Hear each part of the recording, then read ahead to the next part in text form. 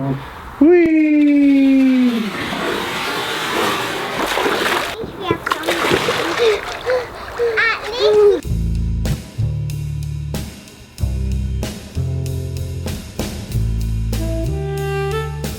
Early morning gig call in London. It's currently 9 AM. Driving in on a Sunday, which is always tiring. I told you the other week I lost my sunglasses, and driving without sunglasses and having to wear normal glasses is such a pain. I've got a new pair ready, but the shop isn't open today. I don't think it is anyway. I'm going to try and see. It's not too far from where the gig is. I was asked, and I can't remember, sorry, who asked me, but I mentioned it in the Q&A last time, about Triadic Pairs. So I'm going to talk about Triadic Pairs in just a moment. I had a great day yesterday, had friends over, we had the air show, a little bit of footage for you.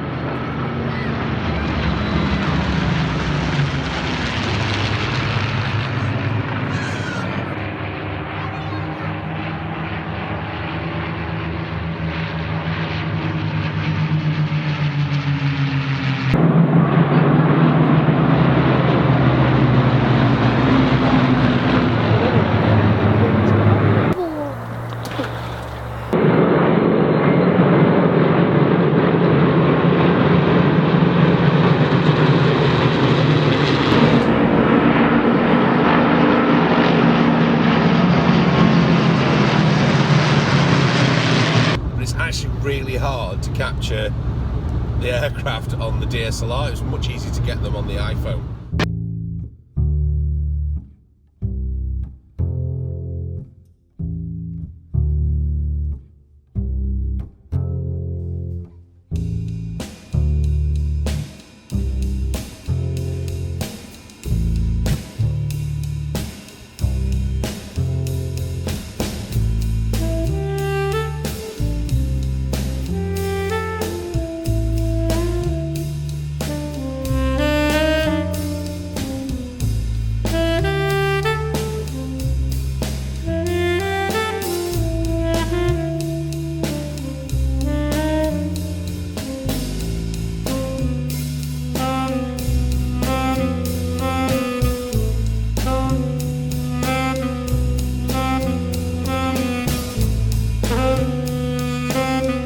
Jeffrey Boycott, and Henry Blofeld. Just English summers in two people. It's a pity that Blofeld's retiring, but you know, just love listening to these two on Test Match Special. Better than watching it live, better than watching it on telly anyway. It's only my opinion, but you know, things change in cricket, sport, you know, you can never be sure. But I just said on the first day, I think lunchtime on the last morning, I think lunchtime to last day, it will be over. And here's Anderson again in front of the forward feet. And I thought for a moment that was going to be over. Almost all of us have dropped catches. Yes. All of us. Me and Chloe number. I think Jeffrey, we doubted with you, but no, I have. And it's disappointing for the bowler, yourself.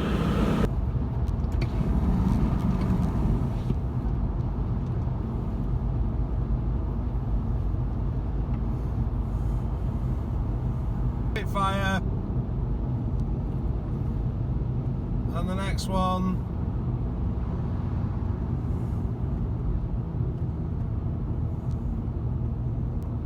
Oh, just in shot, man. Hey, here comes the other one. Ready?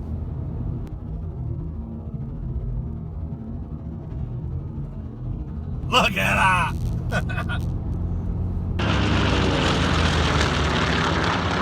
Just a quick bit of vlog housekeeping. This is a new angle in the studio to do the vlog.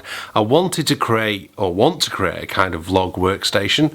So it's kind of there's one area where the vlog takes place, or I can get the audio capture for if I'm playing sax or different things. This may not be the permanent location of it. I've literally just been putting it together today, so let me know what you think. But if you're not sure, do you know what? be certain I'm definitely not sure about it yet. We may go back to where we were before. Now, last week, Jess Stevenson asked me a question about triadic pairs, and it's a really good question. It's something that I kind of could go into months of teaching with, but I just want to give you a very, very quick intro into it, and you can kind of follow it up a bit later. I found the book, I forgot it on the Q&A last week, Triadic Pairs in Jazz by Gary Campbell. Now, I first heard about this book via Michael Brecker and did what everybody does, which is you hear something a great saxophone player's working. I'm not making myself in the same realm as Brecker there, just kind of caveat there. But you basically, you hear that someone has been working on it, like I told you Brecker's working on it, and you think, I buy this book, I'll start to sound like Brecker, and about a few months later you get really despondent because you don't sound like Brecker. Because you can't learn music really that well through a book. You're best off learning music through sound. But let me teach you these two little ideas over triadic pairs, and the two kind of ones that I use the most. The first triadic pair is the rule for a triadic pair is that you can combine any combination of triads provided they don't share a note. Okay? Just rephrase that. Well, I'll just say that again. So any combination of two triads as long as they don't share a note, and then you can practice them.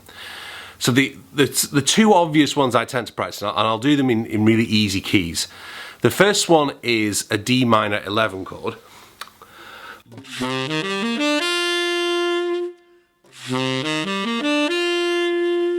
Which works for any minor 11 chord, but basically what you use is you use the minor triad, so D, F, A, and then stick the major triad on the top, a step below, so C, E, G. So there I've got D minor, and then C major.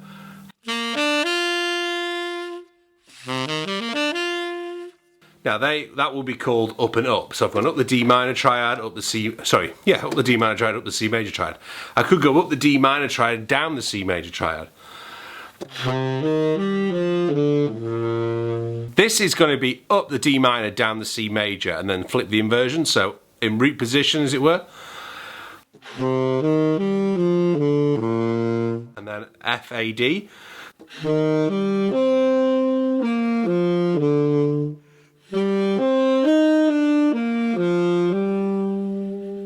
Okay, and you do it the other way around. You could go down the D minor, up the C major. Okay, and then do that in the inversions.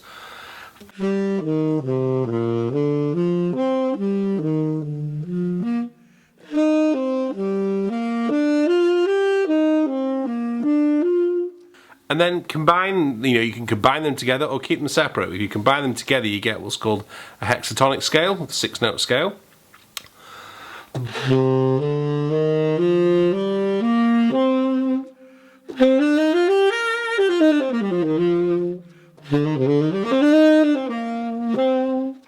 But you could just play the C major triad over the minor chord. Yeah, okay. So, because that will give you the 7, 9, 11. And really need a keyboard, which is kind of one of the big problems of not being near the thing, but you get what I mean. Play a backing track and play a C major triad. The second combination I use a lot is two major scales a whole step apart. So if you think about C major and D major triads.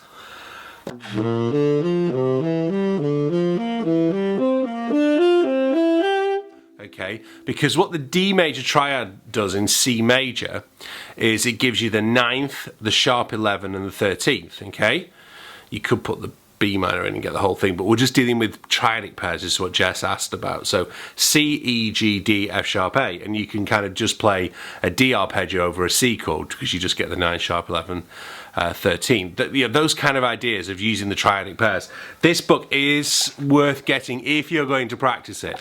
That's how I work on my triadic pairs, then get a backing track and work through it. There is also a really, really good ebook by Eric Alexander, which I'll post a link to below, where he talks about using the whole tone triadic pair over modal tunes, over blues. It's really worth checking out. So I hope, Jess, that answered your question.